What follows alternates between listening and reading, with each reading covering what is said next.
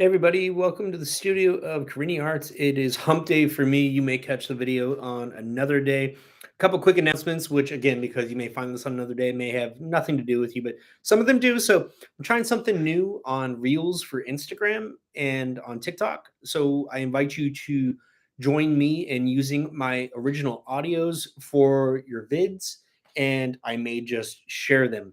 So it is also birthday week for me. It is Easter Sunday on Sunday, but it is also my birthday. I'm going to be turning 39, so last birthday in my 30s. And then Braska, my constant and ever employee of the month, is going to be turning 6.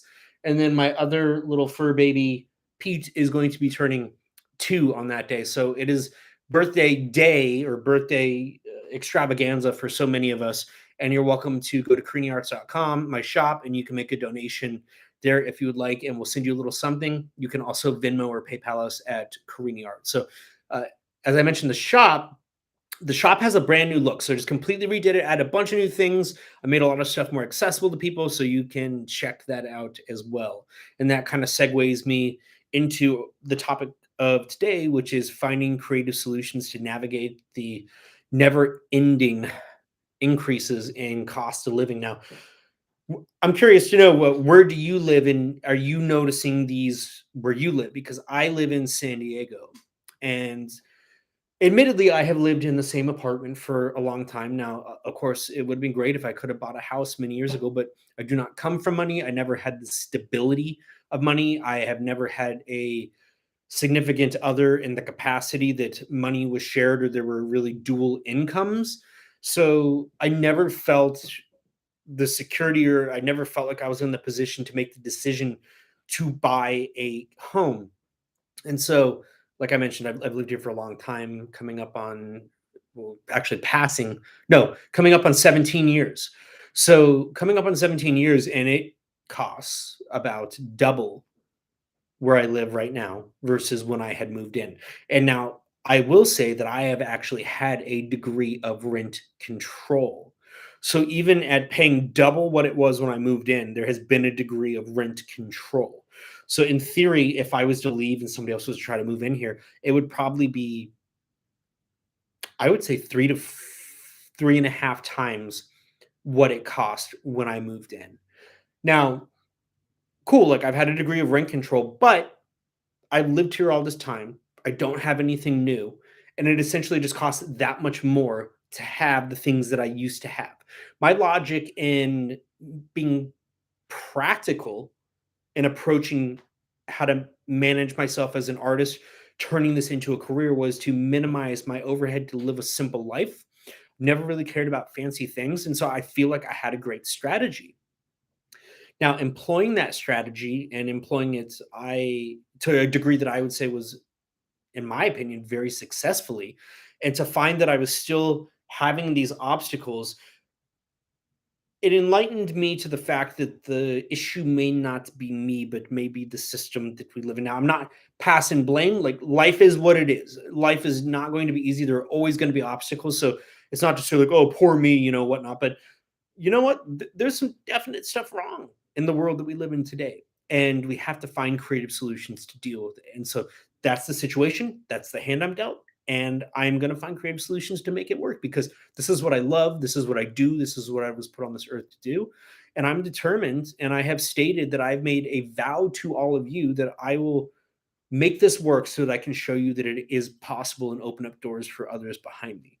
So this past week, I was kind of looking at things, trying to find creative ways that I could explore, plant new seeds, things of that nature. Because even though I've had a lot of great things happen in the past year, the last quarter, the first quarter of the year, was extremely slow.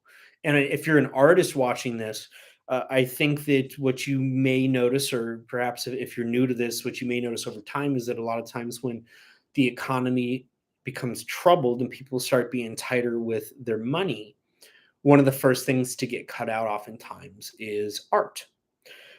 And so the economy gets hit, everything starts costing more, and then we artists get hit doubly hard because we're the thing that people stop purchasing.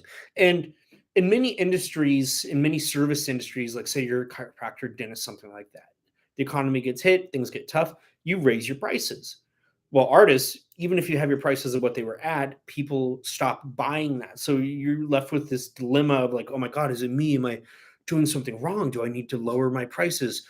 Or how do I increase the prices because people aren't buying? But maybe there's the psychology of sales, and maybe if it costs more, people will buy it. And there's not a right or a wrong answer there, but we feel it, and I feel it. And even as somebody that's very successful, I would say in my field, I feel it all the time, and I felt it a lot lately. And I have to say though, I'm grateful for it because I have openly stated that I don't want to lose that sensation of being a starving artist. And that doesn't mean that I don't want to be successful. It means that I don't want to lose my hunger. And so dealing with these obstacles recently has really resurfaced, or not even resurfaced because it has stayed there. But I've really kind of been in. Sorry, I'm watching my cat vomit over here right now. You may have heard that. They like to exclusively wait until inconvenient times to do these things. But, yes, I've been feeling all of these struggles, and I guess she's feeling it too. She's like, "Dad, I feel your pain." She's, it's making her sick. And this time around, I have not felt sick about it personally, but I'm definitely feeling it. And so I've been very much in the emotions of things. And I'm grateful for it because it gives me an opportunity to overcome and to show people that it's possible. And the truth is that I know that life is going to just get increasingly difficult, but I'm willing to work through it. I know the fact that I'm willing to work through it and I'm willing to struggle and to go through these things is the reason that I am here today and the reason that I can do it because I'm willing to endure that. And so, if you're willing to endure the struggle, that is one of the most important keys to success. And one of the keys to enduring as an artist is to find creative solutions when you're presented with obstacles and problems. And so, one of the solutions that crossed my mind in the past couple of weeks, and it's something that the seed had been planted long ago. It's not a new idea, but it's the idea of trade and barter.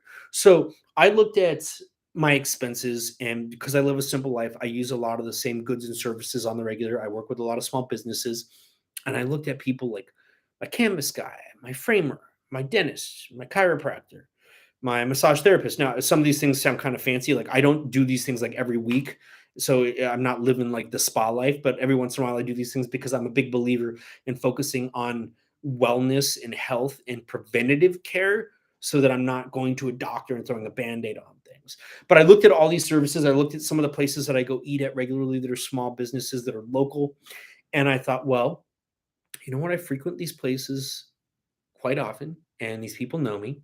And so, why not just approach them and make them an offer of, hey, I will give you an original painting of this value for a trade of your services. So, like for a food place, like trade of a painting for the value of food credit. And if you don't feel comfortable with that, like you say you're in a state where you're like, I don't know that my work has that much value. You can play with the numbers. You can even do something where you're like, hey, you can incentivize them of like, hey, I'll give you a painting for 50% trade credit. So it's like, hey, you have a painting that you would say listed at $500. You say, I'll give you the $500 painting for a trade credit of $250.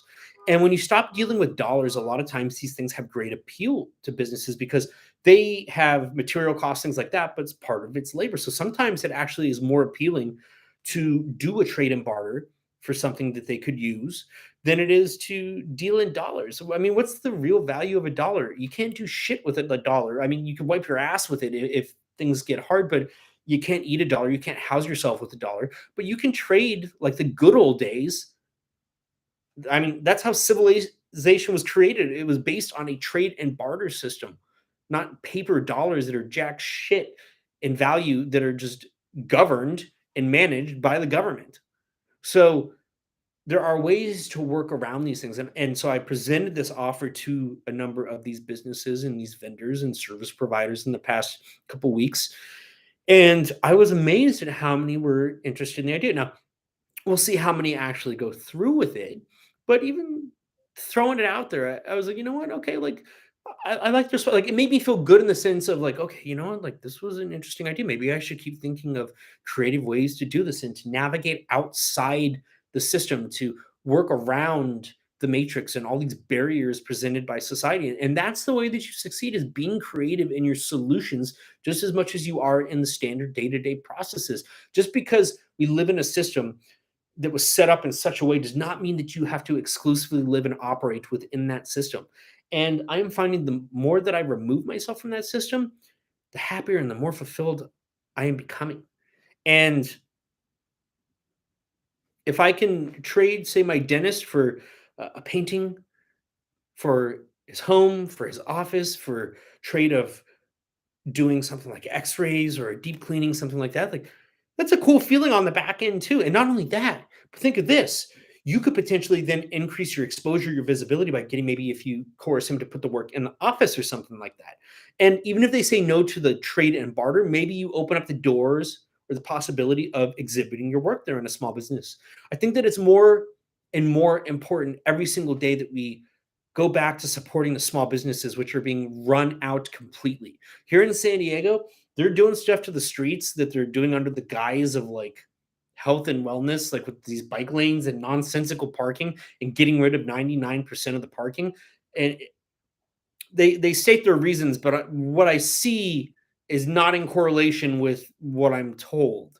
And what I have noticed is like the food place across the street that I just went to, even me, somebody that likes to exercise all the time, there's a lot of times that I don't want to go there now because I have to walk there. Like I just ran 8 miles this morning. And I'm like, oh, do I really want to walk there? And I do, because I want to support them. But I think that it's making it so hard to support the small businesses that it's running them out.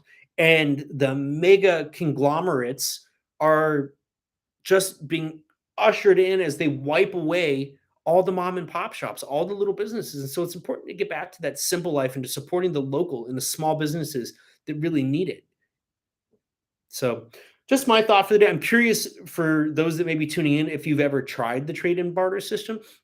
Now, if you don't quite feel comfortable with doing that, maybe test it out with somebody that you would feel a little more comfortable with. And as you do it once, it gets easier and easier, because even I was hesitant to throw it out there. Like, do I really want to do that? Because when things are tough, sometimes you get into that mode of like, oh, what's the real value of my stuff? Like, people are struggling right now. If people aren't going to spend dollars, they're not going to want to do this. You never know. People love art. People love comfort. People want art, but sometimes it's the thing that they have to sacrifice. But if you can find a way to make it accessible to them during these difficult times, you could be making their day. And they could be very open to this possibility. So throw it out there. And if you throw it out there once, you'll start to build your confidence in approaching people about these things. So it can really open up your possibilities and open up the doors for you, not just during these difficult times, but you could be planting the seeds to really grow a garden of abundance for you in your career and your longevity. So, those are my thoughts for you today. Let me know what you think. Leave your thoughts, your comments, and let me know the other things you want to talk about. If you like my videos, if you could please share them, help me grow. I'd really appreciate it. I'm trying so hard to grow on YouTube, and I do this stuff for free. Like, you're welcome to go to my shop and make a donation, but I put the content out there for free to try to help as many people as I can, because I know what it's like to struggle, and I know what it's like to be hungry, to be the starving artist, and I always will be.